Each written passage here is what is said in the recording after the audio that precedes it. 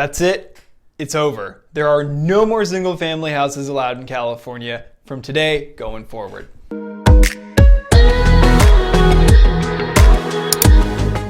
While that's not exactly true, there was a bill, Senate Bill 9 specifically, signed by Gavin Newsom just a couple of days ago that did severely change the distinction of what you can and can't do on a single-family zoned lot here in California. My name is Struzyna with the Gunderman Group at Keller Luxury International, and if you're here on this channel, it's because you want to learn more about the East Bay real estate market and how to navigate it and how to just be successful here, and that's what we cover on this channel. And in this video, we're going to talk about Senate Bill 8, 9, and 10 that were recently signed by Gavin Newsom into law and what it means for our market broadly as the state of California, but also here locally. And when you get some value out of this video, give it a thumbs up and subscribe to the channel because I'm going to continue to put out content just like this and you are not going to want to miss it. So let's get into this thing. So I want to start off with Senate Bill 9. Effectively, what this allows at a state level is homeowners who have single-family residents that are zoned for single-family residents can add up to 4 units on their property, or it allows them to subdivide that property in a way that it can then be sold for single-family use. It's really, really interesting when you think about it, because neighborhoods that have traditionally been just single-family, like the one that I live in, now have the ability to create potentially 3 more dwelling units. They could build out the basement and create a flat down there. You could add a separate structure. You could tear your house down, rebuild it as a duplex or a 3-unit or something, which on paper should create more opportunities for people to move in, have units, have affordable housing because the supply will grow. But obviously there's this counterpoint, which is density. What will it do to values, to the livability, to the lifestyle that occurs in these neighborhoods that make them relatively valuable or not, depending on what the situation is? It's a gigantic question mark as to what is going to happen. And furthermore, when you consider where you're putting the onus as far as who's going to build these are homeowners, allowing people who own these properties to build and redevelop and create these extra units. The whole sense of the bill was to combat the housing affordability and the homelessness crisis by allowing people to create more units, more density per parcel, right?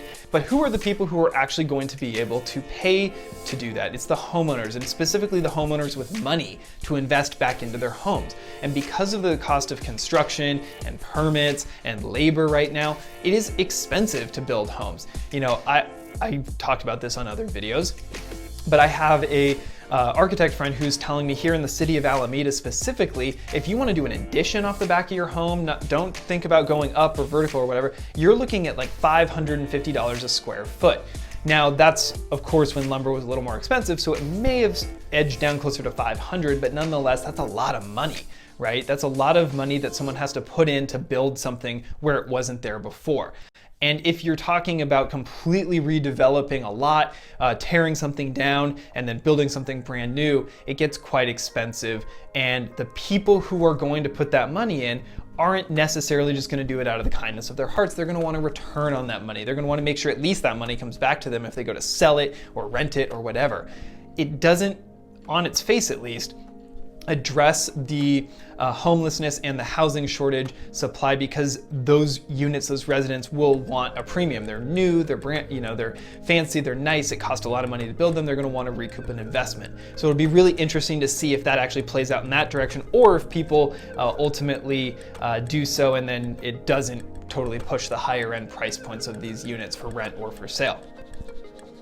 One other consideration though is if people take this in mass and move forward and actually redevelop their basement or add an ADU in the back or whatever, what is going to happen to the supply component? Will rental supply boom in a big way, or will resale numbers increase substantially? That's really hard to say in the short term. We'll have to keep an eye on that one. The other 2 bills were a little less headline-y, if you will, because they don't talk about changing single-family zoning, but Senate Bill 10 does give cities the ability to rezone properties for up to 10 units of density per parcel near transit hubs. So a lot of the places where BART runs or where the bus lines are or any of those kinds of major transit areas, may be able to change their zoning more effectively to allow for more density around those transit hubs. So that will be a tool, is how I've read about it, to be used on behalf by the cities to rezone and facilitate that change relatively quickly compared to what it is. And then Senate Bill 8 extends the Housing Crisis Act of 2019 another 10 years to help jumpstart and facilitate a lot of these projects across the state that have been stalled or put on pause or the back burner because of COVID, because of lumber prices going up, whatever, to hopefully create actual affordable units somewhere in the 45,000 unit range across the state. Money's being plunged back into those projects as well, so it's extending that Relief Act additionally as well. So what is this going to do for us locally and as a state? It should create more density and more units in the supply, because that's something we've talked about a lot on this channel, is the supply and demand imbalance. Even though California's population shrank last year for the first time in history of the state, we still have a housing shortage. That's to say that the number of units available versus the number of people who want them are imbalanced. There's more that want them than there are available. So in principle, this should bring the supply up.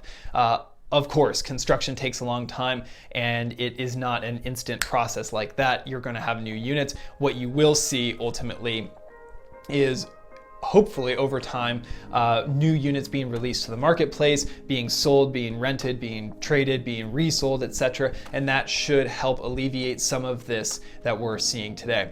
However, no controversial bill or situation like this is going to go unchallenged, and there certainly will be pushback and fighting and a lot of that sort of thing that happens at various cities and county levels, I'm sure. So it'll be really interesting to watch how this unfolds through the rest of the year. And more importantly, especially with this single family rezoning situation, the thing that I'm really interested in is in Oakland, in Alameda, in Berkeley, some of these traditionally, especially in the traditionally very single family neighborhoods, will people actually go forward with this? Will people really build out a basement? And will their lot allow them to actually build something that someone could live in? Does their street allow for parking? What will the city say about some of these things? While the ADU laws have been loosening to allow people to do this here locally, will this distinction massively change the look and the feel of neighborhoods?